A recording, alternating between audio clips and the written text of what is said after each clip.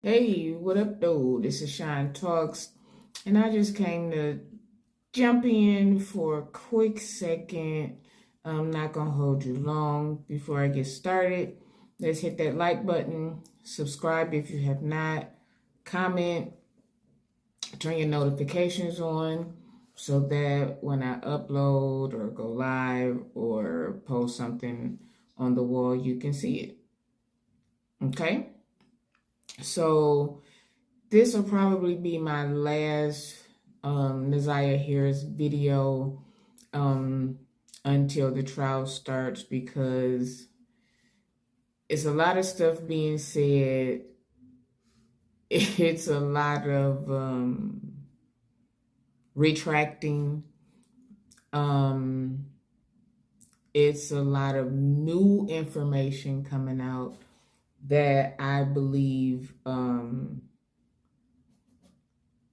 is going to be the reason of a lot of surprises when this trial starts. So this is just some stuff that I found not to be suspicious, but it's making a lot of stuff make sense. I'm gonna start with MarcD. Some of the stuff that he said after they went to Marquita and her boyfriend's house, it raises some flags, and again, it is connecting a lot of the dots. Is really connecting a lot of the dots.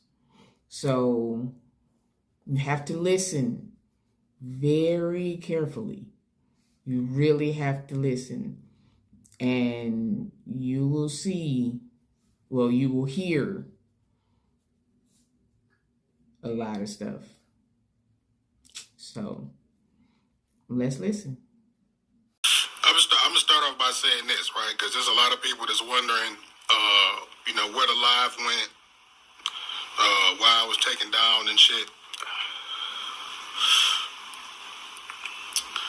But during the conversation, we came to some level-headedness, and part of the conversation was, hey man, if you take that live down all in the room and shit, we'd be willing to have a sit down and interview on your podcast.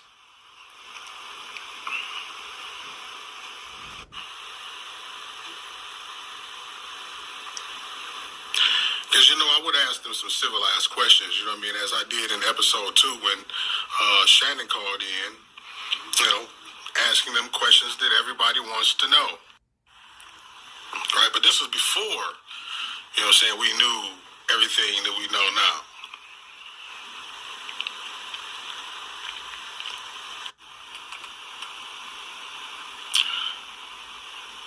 So y'all seen all of the heated conversations that was had, and then I shut my live off. I really shut my live off because I didn't want to keep putting the camera in Roxy's face, right, or in Shannon's face, as I was hearing the conversation that Shannon and Roxy was having, right? And I know y'all would have liked to hear the whole conversation raw like that, right? But again, as I said when I was live, right, I was giving Roxy the respect of having them conversations with her cousin. You know what I mean?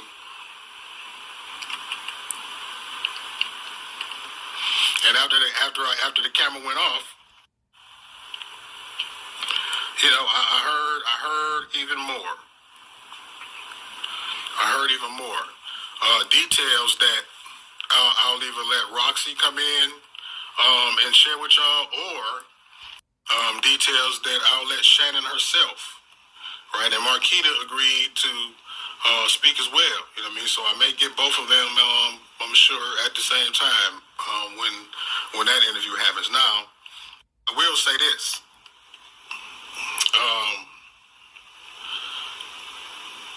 Shannon, because of course she's involved with the case and has took the stand and all of that type of stuff, She's been advised to not speak about the details of the case.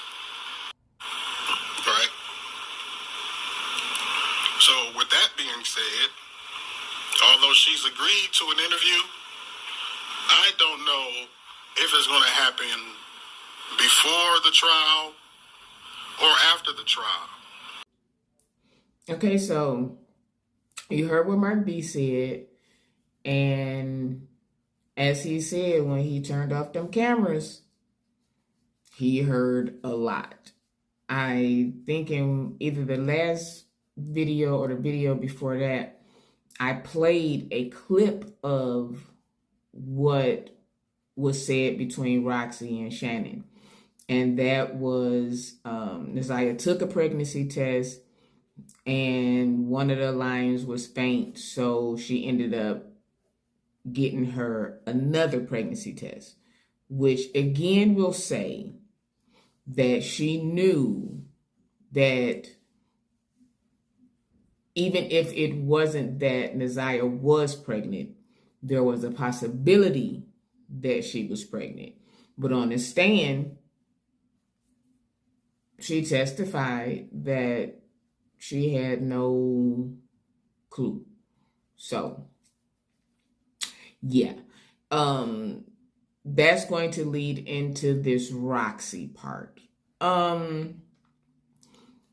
first I was rocking with, you know what I'm saying? I was rocking with Roxy. I thought she was, the advocate for the family, and, she was out there busting down doors and putting out flyers, and she was really like concerned for Neziah.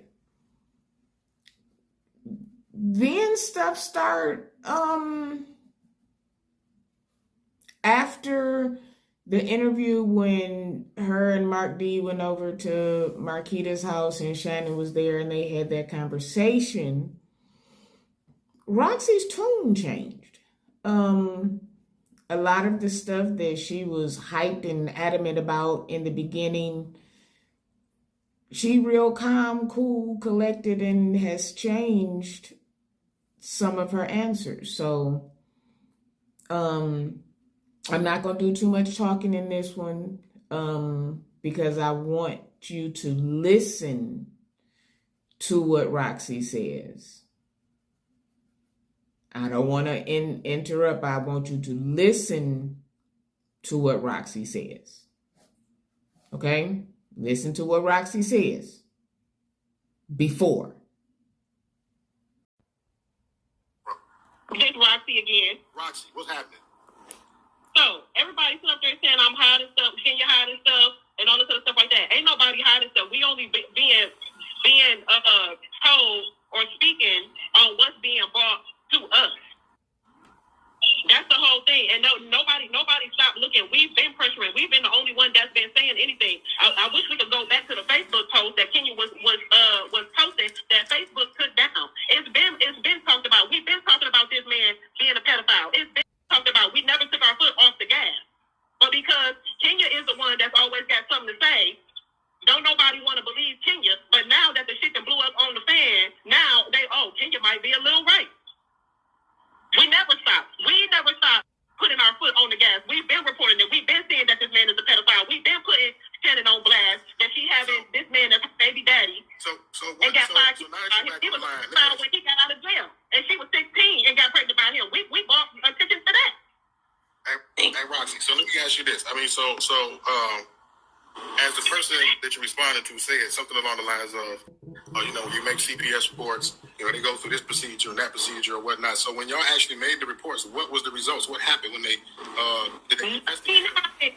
Nothing happened, Mark. I'm telling you, nothing happened. We just reported another instance that happened not too long ago with the little cousin that went over there. I don't know. It's probably about 6 months ago, maybe a little bit more than that. I'm not quite sure because again, I'm only being told the information from somebody else. The little girl went over there. She went over there. The man approached her for fellatio. The girl went back to her mama, told her mama. Her mama went to the police. They did nothing. We the ones that's getting the backlash. We ain't never took our foot off the pedal. This is the situation they did nothing because allegedly they convinced the kids to lie to the police and said that they didn't really say that. Exactly. So if we don't have solid evidence to stand on, we can only just say what's being told. But if we really don't know what's going on, we only going off the hearsay with somebody else. Like, what y'all want us to do? We've been out there looking. It's other people down there. We putting up flyers. They taking down the flyers. We've been putting in the work. We ain't been chilling. Not on this side. And that was another what you just said. Y'all been putting up flyers and somebody. Yeah, they've been taking that shit down. We've been putting in the work, and we not sitting on our asses. We've been putting in the work for the immediate family that ain't been doing shit. If you would take a shot in the dark and say who do you think would possibly be taking down the flyers and why? I think that it's the twins and they're taking down the flyers because I think that they got something to do with it and they got something to hide. I.e., that's why Annette was on that goddamn TV conference that everybody saw, and she ain't show no remorse. She ain't even speak out to Nevaeh and say, Nevaeh, come home. We miss you. We know. She's talking about whoever got him or whoever got her, excuse me, and all this other stuff like that. She ain't show no remorse, no crying, no nothing like that. And then the auntie, who was also in her chair that's standing next to her with the glasses, she ain't have shit to say. And then when you called her, she declined the call. How is your niece missing and you declining calls and you declining interviews and you don't want to go on TV and say nothing about your granddaughter and about your niece? She declined the call. How is your niece missing and you declining calls and you declining interviews and you don't want to go on TV and say nothing about your granddaughter and about your niece? Who are the Exactly. Shannon and Marquita. Shannon is in here right now. Janet watching, she ain't saying nothing, and that's the one who she living with. This is the pedophile baby mama that's in here, and she ain't saying nothing. And I tagged her, and she still ain't saying nothing. She the one that is her baby daddy that she bought around, that she had around Nevaeh and all them other kids. What's also not making sense to me is the hotel got at least, I counted 15 cameras. Yeah. So it's not making sense to me how she was seen going in and not seen coming out. Okay, so we listened to how passionate Roxy was in the beginning, which is why I was rocking with her. Now we gonna hear what Roxy says maybe about a month ago, and how like her tone is kind of changed. Now, if it's just me, okay, I take it. But if it's not just me, let me know in the comments. Again, hit the like button, hit the share button, comment freely but respectfully, and turn your notifications on. So we gonna get into this Roxy after. Again, I'm not gonna talk. I want y'all to listen to what Roxy says now as opposed to then. Okay? Let's listen.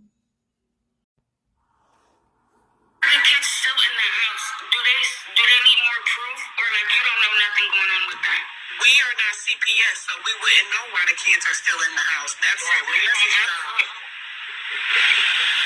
let they have to do their job. We don't have control over that. We just related to them. We don't know what's going on in their households. We haven't been in their households. Hell, we don't know why CPS wasn't taking the calls seriously. But come to find out, they were telling the children not to speak. So if the children are telling CPS, I'm okay, nothing is happening, and the right verbiage isn't being used, then CPS has technically done their job. They investigated, the children said that they're not being abused, the children have said that they are healthy and being nurtured for. There's nothing to investigate. It's probable cause now because this has been blown up in the social media, but before then, there was no probable cause. I'm telling y'all, tune changes. She's changing up. Somebody said, can you speak to the baby seeing being going into the hotel room with him running the key. They have not showed that in the evidence.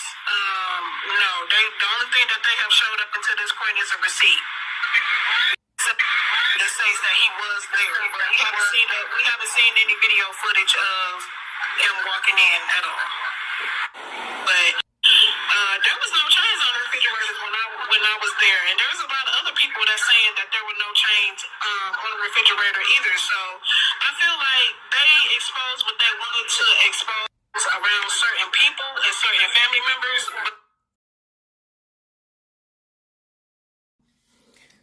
Okay, now we see she said, like, in the beginning, they was at the house and what they knew and what they reported, and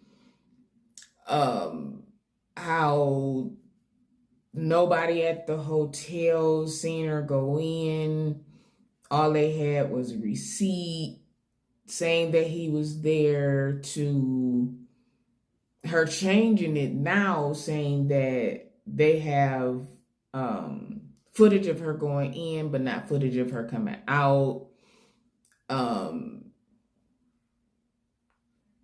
She went over to, in the beginning, she was at the house and how it was. Now she's saying that she didn't been over there. First she said she hadn't been over there, then she was over there and wasn't no chains on the refrigerator, which we clearly saw the chains on the refrigerator.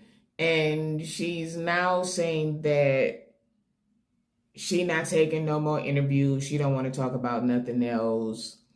Like, it's just a tune change, and I'm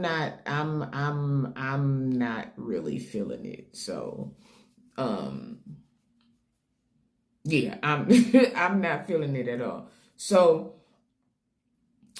something that I found interesting in that video where MarcD went over to Marquita's house. First of all, the boyfriend was the original one who wanted to do the interview with Mark. Marquita and Shannon just happened to be there. So that's how it escalated to them being in the bedroom and all of that happened. But originally, it was Marquita's boyfriend who started noticing stuff was, weird. We in Detroit know MarcD as, like, that's like our local hood news. You know what I'm saying? Their car accidents, like stuff at school, not only kids missing, but just in anything, MarcD be on it. So this is not his first story. This is not his first go round. He does this. So 9 times out of 10, when stuff happens on the east side, people reach out to MarcD. So the boyfriend reached out to MarcD because 1, he's concerned. 2, he's a little nervous. 3, he wants her out. And who else do people in the D go to? MarcD, 7 Mile Radio. So we're going to listen to a conversation with MarcD and the boyfriend of Marquita, and just his feelings on what's going on. And again, this is why I say this trial is going to bring out a lot, because dots are now starting to be connected. Things that people didn't notice in the beginning, people are starting to notice now. I.e., Marquita and Shannon was thick. When this first happened, they was juicy out here. To now, we see them, and unless they on Ozempic or something, that stress then took off a good 30 pounds plus. Like, they look stressed. They sound stressed. Everything is like they super defensive about everything that you ask them. talking to them, they like on 10 all the time, unless they're talking to each other or their mother and Ned. That's when they whispering and stuff like that. But when they're just talking to somebody, be it an interview, whatever, they just come with all the pressure. So this is the boyfriend of Marquita, and we're gonna hear what he got to say. Now, because of the audio, it sounds a little distorted, and he's talking low, so it's a lot of stuff going on in the background. So just kind of listen hard. Come on, sit over here close to me. It's just, I don't even know what to say. Because I ain't really trying to be in it like that, but this is how it is. But they just weird, sneaky. You see what they got done? I had me back. Low key, my brother called me and trying to keep me on hush about whatever they trying to hush about. Your brother called you.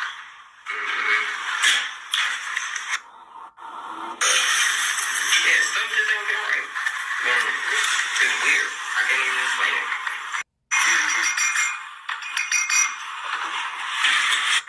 Yeah, man, you was telling me a lot of shit, like,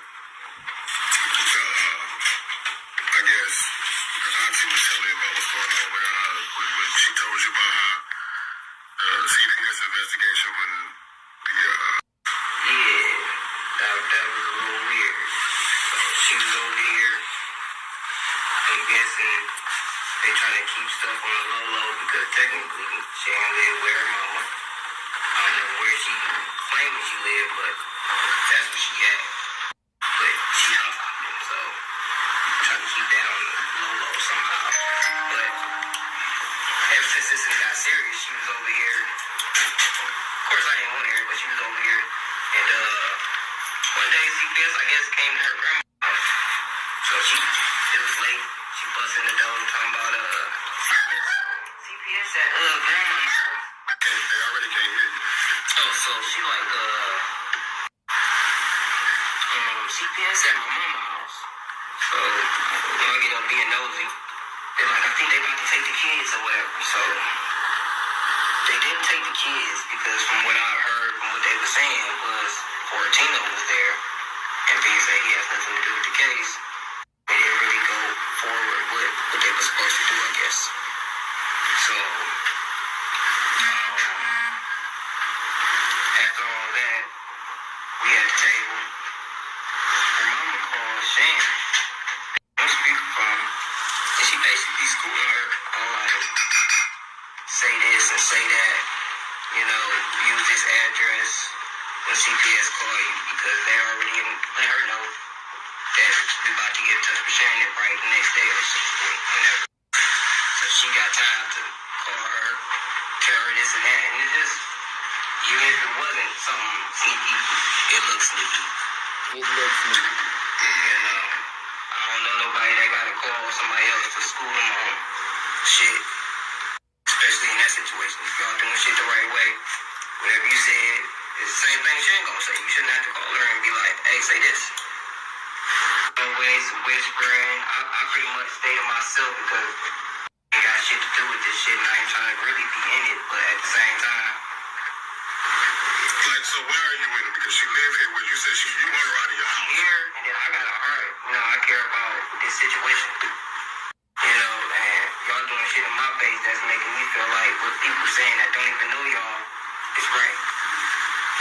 You know, so now I feel like I gotta say something because I'm starting to really feel like y'all did some shit.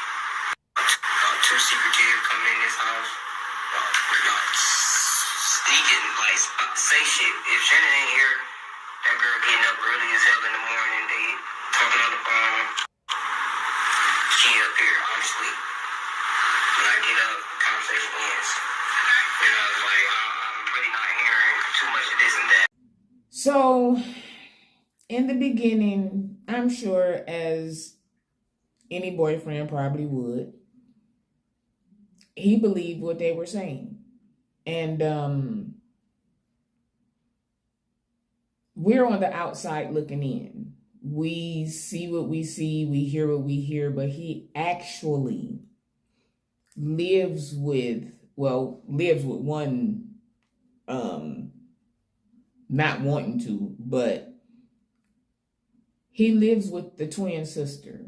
And as usual, twins are close. And these twins are close. And like he said, they sneaky, they doing something. It's a lot of whispering.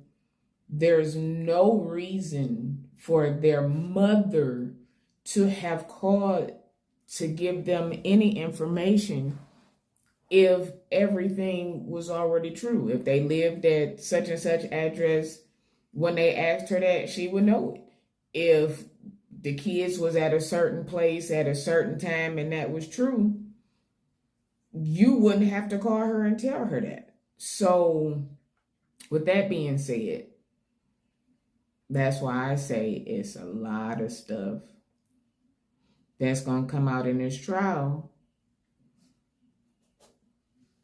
I don't think Jarvis the Monster is going to be the only one going down. I really think, because the police have now, I'm not going to say being quiet, but they are really telling people to just chill. They got everything they need. Just wait till the trial. So unless it's something like huge that comes out, I'm not gonna be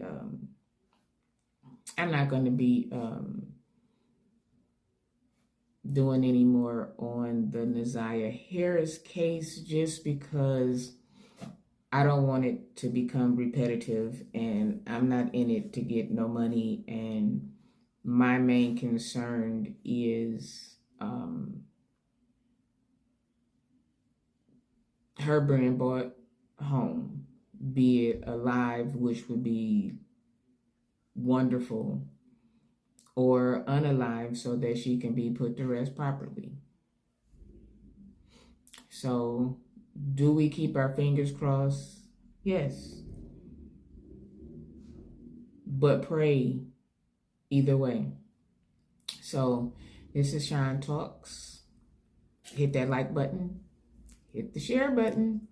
Hit the subscribe button. Comment respectfully. And turn on your notifications. That's all I ask. But most importantly, hit that like button. This Shine Talks, and I'm out.